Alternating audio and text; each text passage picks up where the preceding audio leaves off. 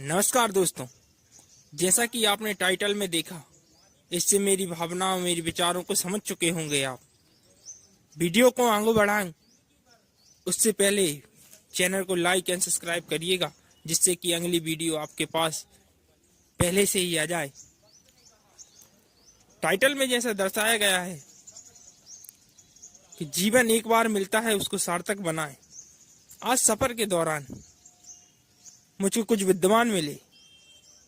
वैसे प्रत्येक मनुष्य जानता है उसके लिए सही क्या है, गलत क्या है। उसी प्रकार उन विद्वानों ने मुझको कुछ चीजों से अवगत कराया।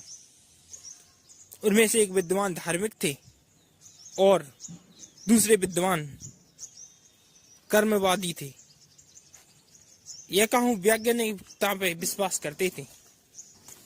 धार्मिक विद्वान ने मुझसे बताया कि जब हम जिंदगी में इस जन्म को लेकर आते हैं तो सभी घटनाएं उससे पहले ही निर्धारित हो जाती हैं। उन घटनाओं के पीछे एक अदृश्य शक्ति का हाथ रहता है, लेकिन उन घटनाओं में अपन को किस प्रकार संभलना है, किस प्रकार चलना है, किस प्रकार उसका परिणाम निकालना है, हमारे हाथ में रहता है। वह सिर्फ अदृश्य शक्ति आपको हवा दे सकती है। कितनी ऊंचाइयों पे जाना है, यह हमारे हाथ में रहता है। कर्मशील बनने को अंतरात्मा से शक्ति उत्पन्न होती है। वह विद्वान के अनुसार हम सब उस ईश्वर के घर से आए हैं। ईश्वर जब अपने पास बुलाएगा तो हमसे वो उन बातों का हिसाब लेगा जिन बातें पे प्रत्येक मनुष्य अपना जीवन यापन कर रहा है। ईश्वर हमसे पूछेगा कि मैंने तुमको सांसें दी, वह सांसें तुमने गंवाई कहाँ? मैंने तुमको हिम्मत दी, वह हिम्मत तुमने लगाई कहाँ?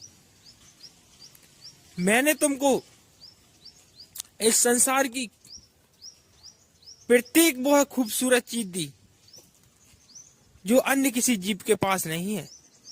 संसार में प्रत्येक मूल्यवान जीव कहूं तो इंसान बनाया।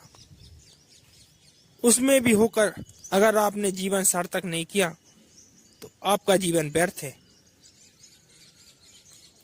ये बातें हो गई धार्मिक मनुष्य की, या कहूं उन धार्मिक विद्वानों की जो उस सफर के दौरान मुझको मिली थी। नंबर 2, जब बात आती है उन विद्वानों की जो कर्मवादी होते हैं, जो अपने कर्म पर या कहूं वैज्ञानिक पद्धतियों पर भरोसा करते हैं। इन विद्वानों ने अपने अपने विचारों में भिन्न भिन्नताएं दर्शाई हैं। यह विद्वान वैज्ञानिक पद्धतियों को मानते हैं, किंतु प्रत्यक्ष अप्रत्यक्ष रूप से उस परमपिता ईश्वर परमेश्वर को अपनी आत्म रूप में साध्य करते हैं।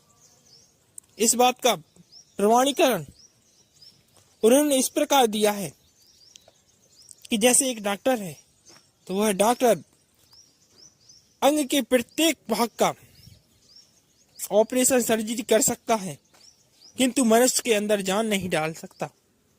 उसी प्रकार नर्सरी का माली फूलों में कितनी ही खाद डाले, कितना ही पानी दे, कितनी ही धूप बता दे, लेकिन ऋतु आने पर ही फूल फलों को उगा सकता है।